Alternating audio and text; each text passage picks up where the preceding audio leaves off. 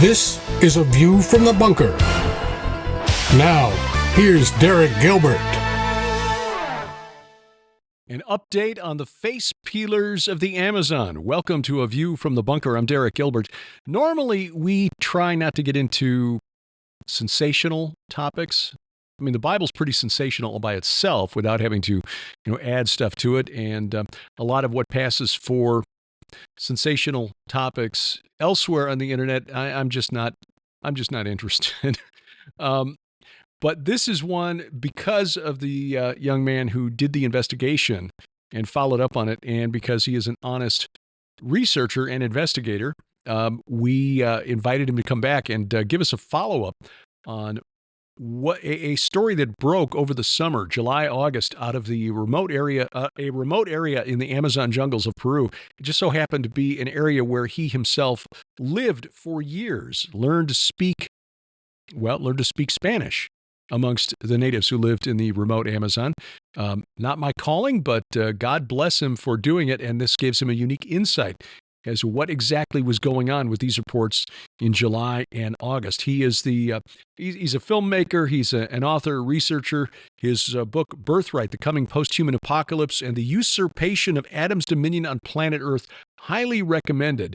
We welcome back to the program Timothy Alberino. Well, Tim, welcome back to these shores. I've seen a couple of interviews that you've done. The program you did with Doug Thornton was really in-depth and really detailed, and I'll put a link to that in our show notes, because if people want to see in detail what you and Doug did while you were down in Peru, that's really the place to go. But it seemed to me, and I don't want to cast aspersions on anybody, but the sense I got from a couple of quarters here in after you returned was that maybe you weren't giving the answers they were hoping you would give. And maybe that's I'm getting the wrong sense here, but I think everybody was kind of hoping you would come back and say, yes, it's aliens. What did you find in Peru? Well, we discovered that particular villages, certain villages in the Amazon jungle, in the Peruvian Amazon specifically, are being attacked by very strange assailants in possession of what can only be described as advanced technology. That's it in a nutshell.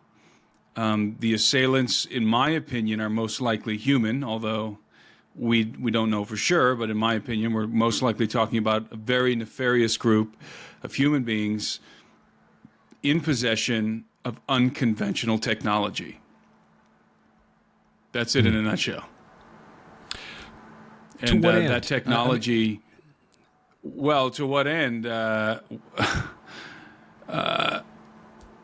No one really knows, although there is indication that they are attempting to peel faces and are in fact peeling faces. This is, of course, the face peeler phenomenon, pela cara in Spanish. And the pela cara phenomenon goes back to the 80s, early to mid 80s. And it always happens in the jungle regions of Peru, perhaps even in Brazil. I'm not aware of any cases specifically of pela cara cases in Brazil. So it's very strange that the phenomenon seems to be primarily focused in Peru, in the Peruvian Amazon. Nobody knows who the perpetrators, the face-peeling perpetrators are. As I said, we know now that they are in possession of what appears to be unconventional technology. And that technology includes state-of-the-art hoverboard craft type technology that these assailants stand on. They surf on them. They also appear to have some sort of technology that they deploy from the bottom of their shoes. They have two discs on the bottom of their shoes, on each shoe, that apparently is also capable of, has propulsion capabilities, even when they disembark from the circular hoverboards. They can float around, apparently, according to the testimonies that I heard in the jungle on my recent expedition.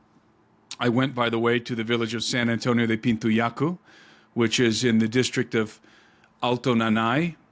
The closest city to Alto Nanay is the city of Iquitos. It's a 2-day trip up the river from Iquitos. A very remote location, this village. I had an official invitation from the Apu, the chief. These are the Iquitu people, a very old tribe in the Amazon, and I was invited to come investigate what has been occurring there. And truthfully, I was hoping, honestly, I didn't know what I was going to find. I didn't know what sort of stories were going to be told to me. I had somewhat of an idea based on the interviews I had already heard online from this village. We were, by the way, the first non-government investigators to go to the village. And the government had previously sent 2 police officers who had a Navy escort. The police officers conducted an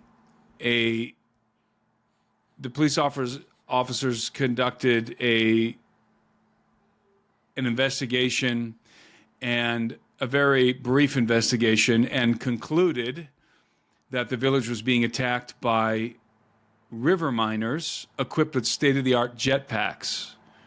I knew that story was absurd, and the villagers actually are quite insulted by the notion that they're being attacked by river miners with state-of-the-art jetpacks. Whoever these assailants are,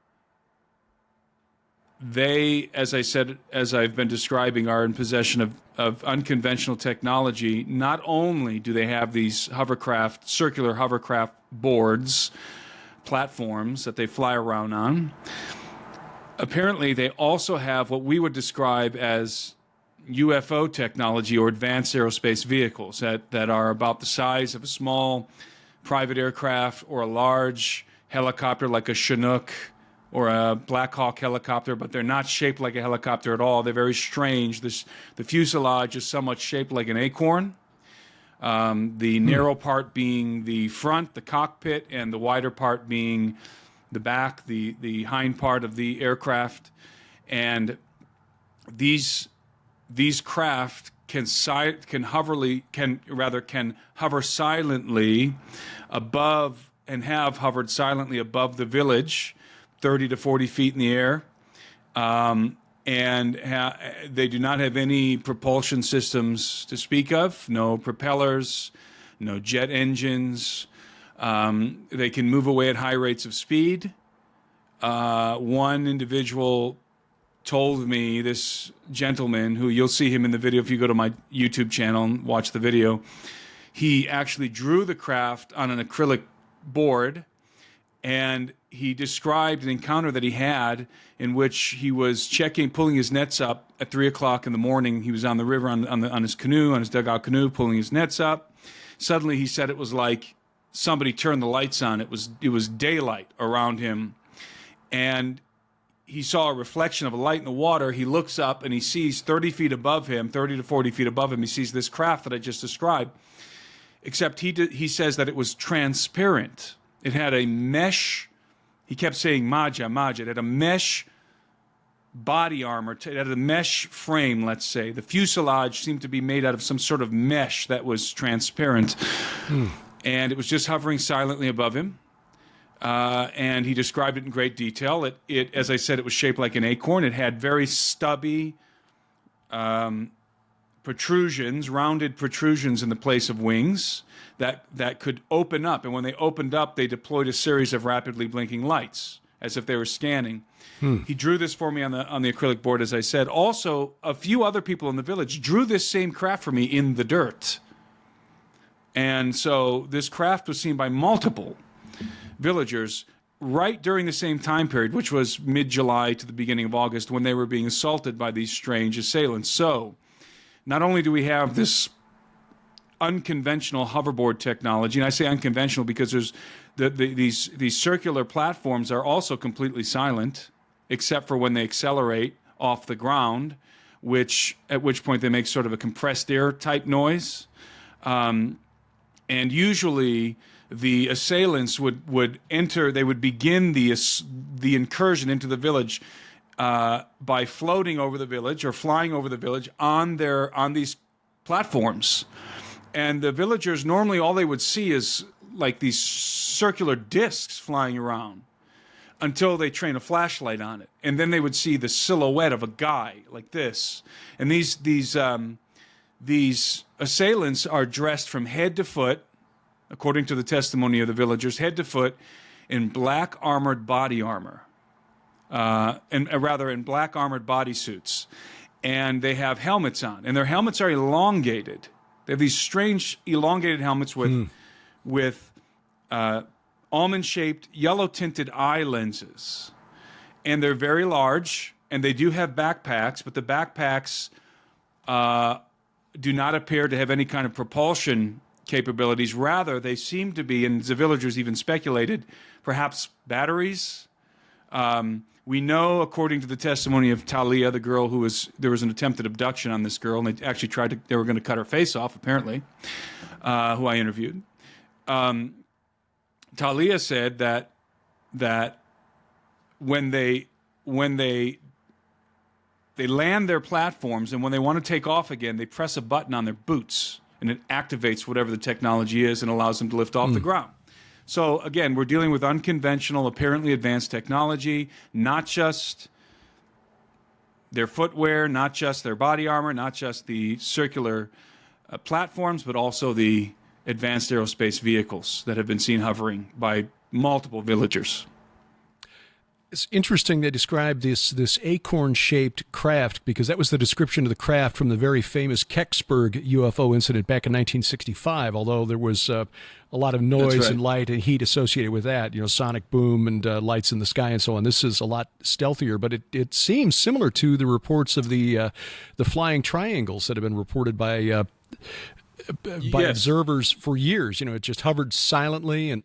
That's right, and I want to, just so people, there's a lot of different kinds, shapes, different shaped UFO type craft that's talked about. And when I say acorn shaped, not like a bell, right? Because you have bell shaped UFO type craft that are not that uncommon to be seen, and those sort of fly upright like an acorn where like flying, I don't know how you would explain it, the larger, the wider part on the bottom, the narrow part on the top, like a flying bell. This rather is like an acorn on its side, right? More like you said, like a delta shaped craft. Okay.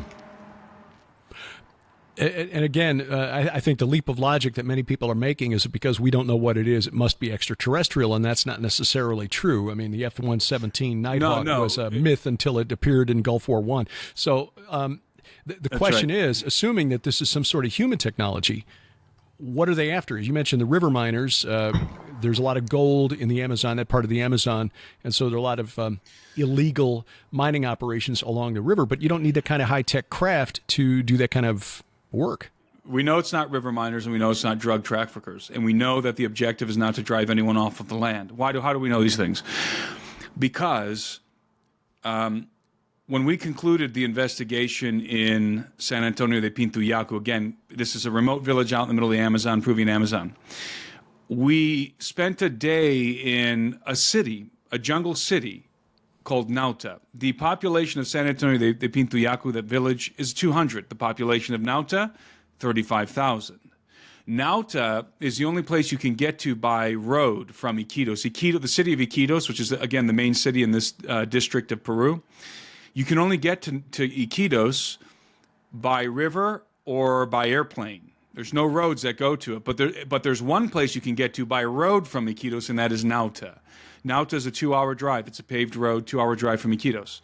Now, Nauta is important because there was a particular incident that occurred in Nauta that the video of which was going viral on social media, and it was this video, and I think you and I discussed this in the past, where it was nighttime. This chaos is breaking out at nighttime. You have somebody running around with a flashlight. You have dogs barking, children yelling, a woman yelling in the background, and the man with the flashlight shouts, "There it is, there it is." And he trains the light on something in the trees above this house.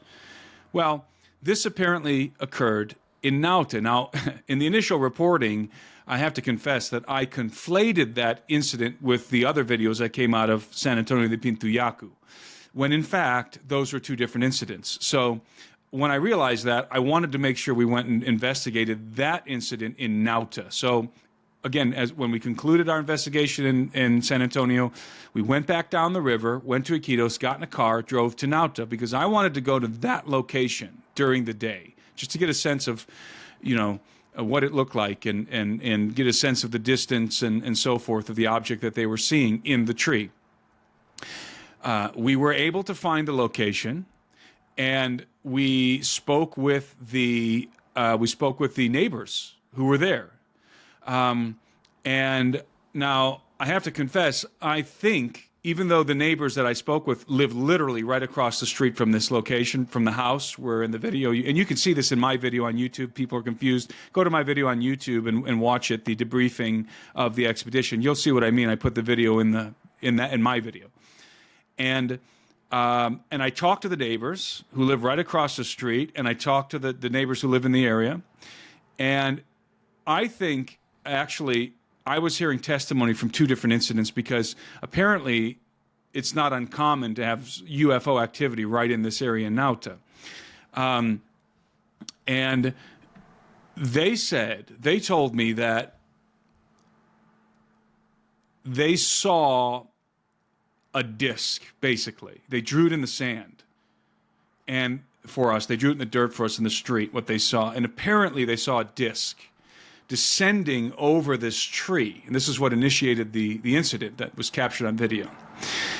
And because there was this pelacada phenomenon occurring in the jungle, everybody's on edge, right? So they see this disc descend over the tree. This is in the middle of Nauta, 35,000 inhabitants. And this is at nighttime. And so they assume the pelacadas are here, right? They're being attacked by pelacadas, so that's why they're in this frenzied state. And the neighbors and this woman who lives right in front of the house, she said they were flashing their flashlights into the tree because the disc was descending over the tree, and they saw a light being projected down into the tree. Now, on the video that I feature in my video on YouTube, and that went viral, it appears, and it's grainy, it's low res, but it appears that there might be something in the tree, some sort of a being that looks a little bit like either a tall gray alien or what is known as an insectilin. Dr. Jacobs, the abduction researcher, denominates these things insectilins, and you can make out something that appears to be turning its head from side to side. So I was extremely intrigued by this video, wanted to see the location in the day. When I went there, and again, this is all in the video, that debrief video I put on my YouTube channel,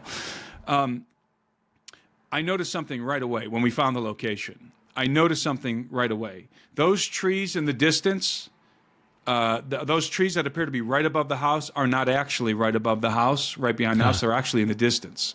The tree that you're looking at in the video is a large aguaje tree, really big aguaje tree, and it's 30 feet behind, 40 feet, maybe even 50 feet behind this house.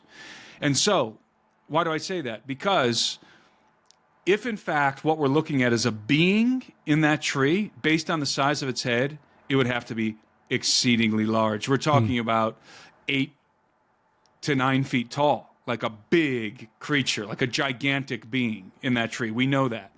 Is it a being? I don't know, but they all attest to having seen a saucer-like craft hovering there above the tree, large. And what makes this so interesting, and the way in which it connects to the investigation I did in San Antonio, the woman I was talking to said, that same night, she said, they heard gunshots going off on the outskirts of town. And I said, really? What was going on? She said, I ran into one of the, what would it be in English? She ran into one of the men who's been patrolling the outskirts of the city. Again, remember, this is in the context of pelacada FacePeeler attacks that have been occurring. So everybody's on edge in the jungle, and they got patrols going on, apart from the police. apart from the police. The citizens are taking it into their own hands, basically, and sort of patrolling their neighborhoods. And she said that she ran into one of the guys that was patrolling the outskirts of Nauta with his shotgun, and she asked him, what's going on? What was the gunshots? He said, we were firing at these beings. And she said, well, what do you mean? What kind of beings? And he described them. Guess what he describes? These guys surfing on these circular platforms with dressed in black, armored bodysuits. Same thing, same phenomenon, right? That's going on in this remote jungle village in San Antonio. Now it's happening in Nauta, 35,000 inhabitants. Okay? Not only 35,000 inhabitants, Navy base, Army base, helicopters are there, automatic weapons, and the police are armed with automatic weapons. So now you're not dealing with a bunch of villagers with, shotguns that are held together with rope, like in the village in San Antonio. Yeah, now you're dealing Tim's with not joking about that either. 35,000 inhabitants. No, I'm not. And so now the stakes are higher for these guys, for these assailants, right? These face peelers, because they could get shot at with automatic weapons. The Navy could deploy a helicopter, right? Okay, why am I making this such a big deal? Because we know now that this is not about driving people off the land. You're not going to drive 35,000 inhabitants away from a city that's been established for hundreds of years. Not going to happen. That's not the point. So that can be put to rest, and it is also therefore not. It's not river miners, and it's not drug traffickers. Those guys would not be screwing around with Nauta like that. They wouldn't be doing it. There's no benefit. There's no reason for them to be messing with a city that has an army base, right? There's no reason they would be doing that.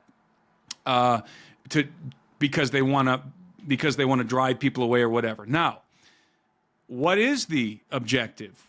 Are they just there to peel faces for some reason, or are they trying to distract people away from something else that's happening in the jungle? Are they pretending to be face peelers?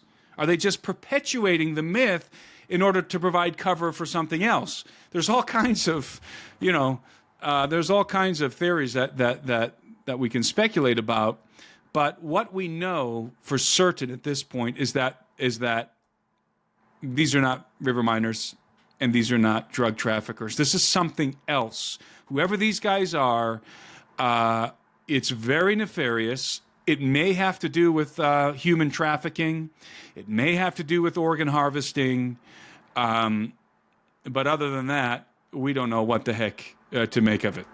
This almost seems like something out of a like a spycraft movie or something like that. We've been watching a series called Slow Horses on Apple TV Plus. Don't necessarily recommend it for viewers, but it's if you enjoy that kind of spy thriller, it's it's well done. It just almost makes you wonder if this isn't some sort of private security firm that's testing out equipment, testing out capabilities.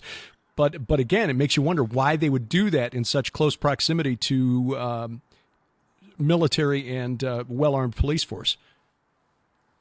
That's right. Automatic weapons and helicopters with probably 50 caliber guns mounted to them. Right. Yeah. It really ups the stakes for whoever these guys are, and so it's not just a rinky-dink group of miners who happen to be in possession of state-of-the-art jetpack technology. And I should mention also that not far from Nauta, in a different village up a different river, which I did not visit, prior to my visit there was this story that broke in the local news of this young boy, a teenager, maybe 14 years old, looks like maybe 15, who was attacked by one of these guys. And unlike Talia, and by the way, Talia's testimony is in the video. It's very compelling. But Talia was able to get away almost unscathed. She had some minor lacerations to her neck. Unlike her, this other boy in this other village I don't know if you saw the videos, Derek, but I posted on YouTube. It's very gruesome. The boy had deep lacerations, like his skin was just flapping on both sides of his neck, under his jaw. Somebody took a knife or something to that kid's neck and was peeling his face off. And he lost a lot of blood, and I'm not 100% sure what the circumstances are, except I know because of people now told me that it was a alleged face peeler attack, and somehow it was interrupted. And the boy was rescued. He made it to, they brought him to the hospital in Nauta, and thank God they were able to save his life. In fact, there's video online of the boy sitting in the hospital on the chair, on the examination chair, with just bleeding, like before they started to sew him up. And he's just, you could tell he's losing blood. He's losing it real fast. He's just sitting there dazed. And thank God they were able to give him some blood and sew him up and save his life. So here's my question, Derek. Here's what I can't figure out. You got all this high-tech technology. These guys are pretty much bulletproof. They're able to maneuver these things, these platforms. They're very dexterous. I mean, they're maneuvering in the jungle between trees. They can shoot up into the sky at high rates of speed. Apparently, they can float around even without those discs, just on their shoes. They probably, we would assume they have night vision, right? They have all this high tech. Apparently, they also have lasers that they can stun people with. How is it that they're so bad at abducting teenagers in the middle of the night? Why haven't they abducted 20? Why do they seem to be fumbling this abduction event? To me, it feels like they're not necessarily there to take these people. They're there just to make everyone think that they're face peelers. Like, just cut the face just enough, leave them there so that people come and say, face peelers are here, to cover something else up that's happening in the jungle. That's what I feel like might be going on. Well, 'tis a mystery, and I know that with your connections in that part of the world, you'll be keeping an eye on that. I don't want to keep you too long tonight because I know you got some a family event that's rather important to attend this evening. So I appreciate you taking time out. But I know that you also recently went to Guatemala and did a brief investigation there. What did you go to? Why did you go to Guatemala, and what did you find? Before I comment on Guatemala, I want to say that what's really cool about what I did in the expedition in Peru is that not only did we go do an investigation, we were also able to provision the village. We brought food, medical supplies, and technology to San Antonio, to the villagers who desperately needed those things. And I co-funded the expedition with a group of Christian guys from Conduit Church in Tennessee, Nashville, Tennessee, and I believe in Franklin, Tennessee, if I got it right. Pastor Darren Tyler, my friend Jamie Brandenburg, and a group of Christian guys helped me provision this village. I got to pray with the villagers. I prayed with Talia. And they asked me, actually, they're mainly secular in this village, and nominally Catholic, some of them. The governor of the village came up to me after we prayed with them, Doug and I, came up to me and asked me, please send evangelists to our village. They'll be received with open arms. So it was really cool that, this group of Christian guys from Conduit Church and me and Doug were able to not only go and do this investigation, but to provision the village and to plant the seeds, for perhaps a follow-up trip of evangelists to go into this village and perhaps other villages. These are the Kitu people, and again, they have not really been evangelized. So that was really great. Thank you for bringing that up, because I know that we had talked about your plans for this before you went. But I mean, really, giving them some medicine, some weapons, a little bit of training on how to use them properly, maintain them. I know Doug was showing them how to work effective patrols to make sure that they are secure at night, and that's very important. But ultimately, we're only on this world for a little while, and eternity is what's really important. So, I'm glad you brought that up. Right. Thank you. Yeah. Thank you. So we Guatemala. we provision them with, as I said, we provision them with food and medical supplies, and then also we gave them. And this is what prompted this, because you mentioned this. I am in contact with them, and we gave them. I'm in continuing contact with the village. They have by the way, they have satellite internet there because the government put a communication outpost because they're on the edge of this vast remote jungle. Yeah. We gave them high powered flashlights. We gave them radios, thermal binoculars, and night vision goggles with recording capabilities for their patrols. Right. So should the phenomenon happen again in the village, I expect to be sent some footage, night vision footage of, I don't think it will happen again in the village, but if it does, these guys are equipped to record it. So Guatemala, I went there with my son, and we went and explored the Maya civilization. We were in the Petén region of Guatemala. Really beautiful, fantastic area.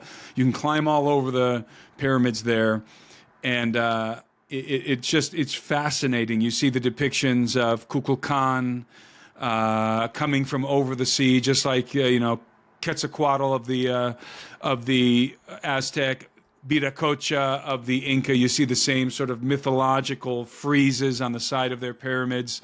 Really fascinating stuff. But one of the things that struck me the most is before we flew back to Dallas from Guatemala City, we had this long layover, and so my son and I walked to the museum. It's free, and anybody who goes to Guatemala, go to this museum. It's within walking distance. It's the National Museum of Archaeology, walking distance from the airport, 20-minute walk, and it's a really, really, really interesting museum with the most amazing artifacts I've ever seen.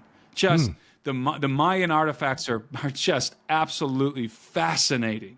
How these things are so cool. There's these jade artifacts, and I was looking at this artifact, Mayan artifact, and I was thinking, boy, this really reminds me of something. And I put a picture of it on Twitter. It's a little guy made out of jade. I don't know if you saw this on my Twitter feed, and he's got a beard. He looks like Santa Claus. Yeah. And what's really interesting is he's holding a jaguar over his shoulder. And in the description of the description in the museum of the guy is it's a man holding an adult jaguar. And I thought, okay, there's three things are interesting here. One, he's got a beard, which is not common, which is pretty much non-existent at that time, was non-existent among the native populations. So he looks like Santa Claus. Okay, that's really odd. Number two, he's holding a jaguar, so this is indicative that he's a very large man, because a jaguar looks like a big cat or a small dog. And then the third thing is that he's holding it. This little jade artifact is extremely reminiscent of the depiction of Gilgamesh holding a lion. Sort of the masculine animals lion. Theme from Mesopotamia. And I thought, boy, that's right. That's very interesting. So, there's little things like that you see all over the place. And they also have these, I didn't know this, but the Mayan have a mythology of dwarves. And these are the coolest little figurines that they make. And I swear you're looking at something out of the Lord of the Rings. I mean, these dwarves are like in full battle armor, head to foot, little armored dwarves. And I was just thinking, this is so bizarre. Like you think that these guys are reading Tolkien back, a pre-Columbian Tolkien or something. It's really, really bizarre. So anyway, fascinating culture. I think there's a lot more to learn from the cultures here in the Americas than we have really begun, and we've only scratched the surface of it. The jungle has hidden a lot of it, but even here in North America, a lot of it was just erased when European colonists came in and For example, St. Louis, not many people know this, but St. Louis used to be called the Mound City because it was covered with Indian mounds, but they cleared them all out so they could, That's right. put a city there. That's right. You still got Cahokia on the east side of the river, but all of the mounds that used to occupy downtown St. Louis are gone, just wiped away so we could build a city. And that's not an uncommon story, as white settlers That's came right. down the Ohio. There's a lot to learn yet in the Americas. And, Sharon and I pray that our job in the new earth is to work in the archives. So,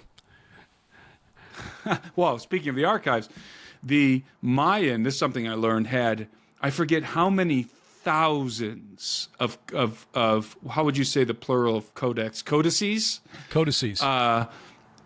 They had a written language, a very complicated written language, and they had thousands of books.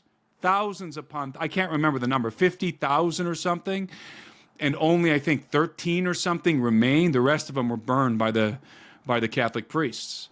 Imagine what could have been learned from those codices. I mean, and we know that the Codex Vaticana, one of these codices, I don't know if it was from the I believe it was from the Maya, clearly depicts a bunch of natives dragging the dead body of a giant with his guts hanging out into a fire.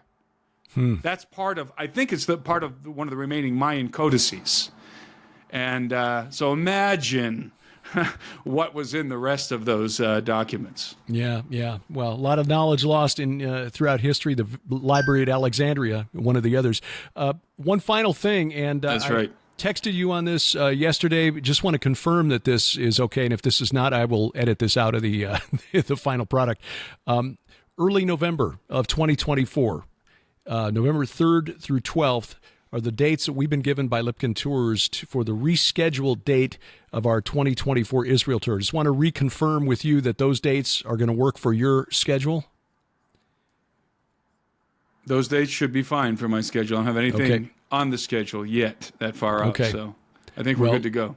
All right. Well, November 3rd through the 12th, everything that we've heard from people on the ground there, military analysts, but also friends have been called up by the IDF reserves that the conflict between Israel and Hamas is going to take several more months at least. So we're pushing it back 7 months. Our scheduled tour from April of 2024 to November of 2024. The information's still at our website, gilberthouse.org/travel. Tim, I will let you go to take care of family business. Your priorities are in the right place, sir, and I appreciate that. TimothyAlberino.com for his book Birthright for information about the Birthright Conference, which you can still get as a streaming package, and much more. Tim, thanks very much, and we look forward to seeing you in the new year. Thanks so much for having me on again. Check the show notes below this program, whether you're watching or listening. If you're watching at YouTube, youtube.com/@GilbertHouse. All right.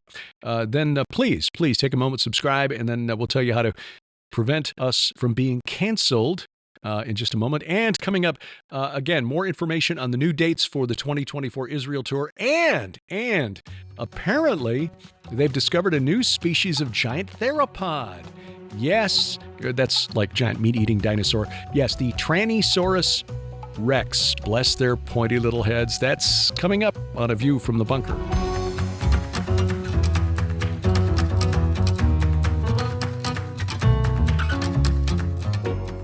Sharon and I really appreciate your support, and that's why every single month we want to make a special offer available to you at the Gilbert House store. And now that we're into the holidays, we're offering extra specials. We really are. You know, last year we had some holiday specials that people just really enjoyed getting. Lots and lots of you went and ordered there, and we thank you for that. We're doing the same thing this year. Lots of great deals, including Red Wing Saga specials, Derek's book specials, and blowout prices on all of our DVDs. Yes, but if you prefer streaming video, so you get instant access in full HD. And no shipping. And no shipping, right. We've got special discounts available now at our online streaming site, gilberthouse.org/video. That includes even our full-length travel-logumentaries, our Wars of the Gods Volume 1 and Volume 2, now at a special discounted price through the end of January. That is such a deal. And by the way, those of you who have loved Vicki Joy Anderson's book, They Only Come Out at Night, that book is also on special December and January. We want to make this information available to you. We understand that around the holidays, finances get a little tight, so we're offering special pricing on just about everything in our online store. We're all in the middle of a battlefield. We are. And we all need good information. Please take advantage of our special offers, gilberthouse.org/video and gilberthouse.org/store. And thank you for your prayers and support. Amen.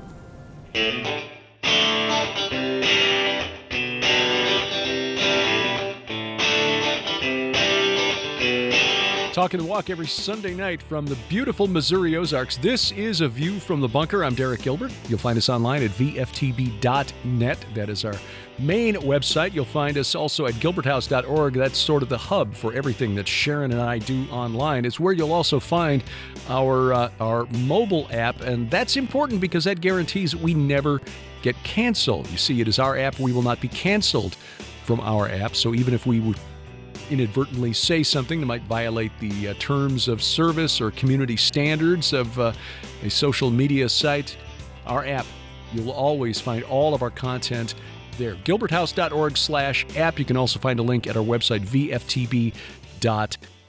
Well, the giant brains at the Field Museum in Chicago have decided that it was time to queer the dinosaurs. Yeah, I mean, just when you thought science couldn't get any sillier, well, okay, we are in the 2020s now. Field Museum in Chicago, which my parents took my sister and me to when we were kids. Field Museum of Natural History. Wonderful place to go and learn about science, about archaeology, about paleontology, things like that. Well, not so much anymore, because now we're living in the 21st century, and it is no longer just the purpose of science to educate, to explore, learn, and educate. It is to indoctrinate. And the Field Museum, which is home to probably the most famous Tyrannosaurus skeleton ever discovered, the Tyrannosaur skeleton called Sue, although now they no longer refer to her as Sue or to her as her either. It's still Sue, but it's in all caps for some reason. This is according to the Field Museum's official X account for Sue, which I guess is how you pronounce the name when it's in all caps. Why all caps? Again, I don't know. Maybe that's a Tyrannosaur thing. Who knows? The bottom line is this. When there were recent changes made to the Field Museum, it came to the attention of gender activists who are not really scientists as much as they are a cult, because once they realized that Sue had to be moved, it would mean they'd have to create all new signs, little placards, the thing you read when you're at the museum that tells you all about Sue. So, a U.S. queer website called Them tells a story describing how Sue became a non-binary icon. The thing is, this, and by the way, SUE is not an acronym for anything. It's named for the woman who found this skeleton in the upper Midwest about 35 years ago. They don't really know whether Sue is male or female, because they don't really know what the external physiology was of those creatures, and so they don't know how the skeleton reflects gender. So because they don't know whether, in fact, they don't even know whether tyrannosaurs had external genitalia at all. So because they don't know, they've decided that, Sue is neither. And according to the official X account now, uses the pronouns they, them. Why did the museum's curators go along with this? I mean, look, just from a language perspective, they and them is a plural pronoun. They don't know if it's he or she, but it is certainly not they. And frankly, humans that use they, them pronouns, there's something wrong, because it is a plural pronoun. I don't care if you want to use another, just use a singular pronoun, okay? Language matters. So anyway, this apparently this change was made when Sue was relocated to change the sign so that essentially it would make people who are gender confused feel more comfortable. All right. Well, look, I don't want to make anyone feel uncomfortable. It's kind of hard to share the hope you have in Jesus Christ if you're approaching other people and all they see in your eyes is anger and or hatred. Sometimes it's unavoidable. I mean, other people may read love as hate because you're just not going along with their ideas or preferred pronouns. But in any case, the curators of the Field Museum have bowed the knee to the gender lobby. They have declared that Sue, the Tyrannosaur, is non-binary, they, them. Look, they don't know whether Sue was a he or a she, but I can say without fear of contradiction that it was one or the other, because we can say from observing the world around us that other than a few very relatively simple creatures, asexual reproduction is not really a thing, especially in megafauna. So you don't have to say, it's one or the other. You can say we don't know. But again, you can say without fear of contradiction that it is not they, them. And to the curators of the Field Museum, just add this note. Bless your pointy little heads. Well, as mentioned with Tim Alberino, we are moving for a couple of reasons, not just security. Our 2024 Israel tour is being moved from April to November 3rd through 12th, with an optional 3-day extension to Jordan, not just for security reasons. Obviously, that is a big concern, but also because some of the people involved with the tour itself, including Aaron Lipkin, CEO of Lipkin Tours, are on active duty right now. He's been called up to the IDF reserves, and he just posted to his Telegram channel a few days ago that this may be several more months that he's in uniform. So difficult and it's not just the tour company, but also the people who would normally be driving buses or staffing many of the places along the way, hotels, restaurants, tourist sites, and so forth. So Israel really needs to get clear of the war with Hamas before we can make the trip. So as of now, the dates are November 3rd through 12th with that optional 3-day extension to Jordan, which we highly recommend because that's Petra, that's Madaba and the famous Madaba map, and Wadi Rum, the Red Desert of Jordan, give you an idea of what the Israelites were looking at for 40 years, that Red Desert out there. More information online at gilberthouse.org, gilberthouse.org/travel, or gilbertsinisrael.com. The information will be one or the other or both, and we pray we see you in the Holy Land. Now, because we are not going to Israel in April, we will be in Dallas for the Prophetic Signs in the Heavenlies Conference. This is Hear the Watchman. Mike Kerr, Jeannie Moore putting this on April 5, 6, 7, and 8. This is extending an extra day to Monday, April 8th, because that's the day of the total eclipse. So, hence, Prophetic Signs in the Heavenlies coinciding with the total eclipse of the sun. They also had a conference back in August of 2017 during the total eclipse that crossed the U.S. from northwest to southeast. This one is going from southwest to northeast. And we will be in Dallas with our friends like Paul Begley, Dave Hodges, David Hevner, Pastor Casper McLeod, John Moore, Jamie Walden, David Paxton, Doug Thornton, Tim Alberino's buddy, Dr. Michael Lake coming from our neck of the woods here, Colonel David Giamona, Tracy Tennant, Tav Rose, look forward to meeting him, and Michael Boldea, also Dr. Carrie Mayday, a very outspoken voice during the pandemic. You can find out more and sign up. The conference registration fee has been lowered to just $35. Just $35 to be at an in-person conference. There will also be streaming video available. That is that information and registration is at hearthewatchmen.com. Hearthewatchmen.com. Skywatch TV's Defender Virtual Conference coming up in the spring. I'll get you the official launch dates as soon as we have that, but I will be contributing a presentation for that. So will Sharon, actually. And we will be recording that here in our new facility here in the barn. And again, thank you. Thank you for making this possible. Thank you for taking an hour or so out of your time to watch or listen to this program. If you're watching again, subscribe, share, get the free mobile app. If you're listening on your favorite podcatcher, whether that's Apple Podcasts, Google Podcasts, Amazon Music, iHeartRadio, Spotify, Spreaker, Pandora, or wherever fine podcasts are sold, we appreciate you doing that. Our announcer is the inimitable DC Good. And A View from the Bunker is a production of Gilbert House Ministries, released under Creative Commons Attribution, Non-Commercial, No Derivatives 4.0 International License. We wrestle not against flesh and blood. I'm Derek Gilbert, and this is A View from the Bunker.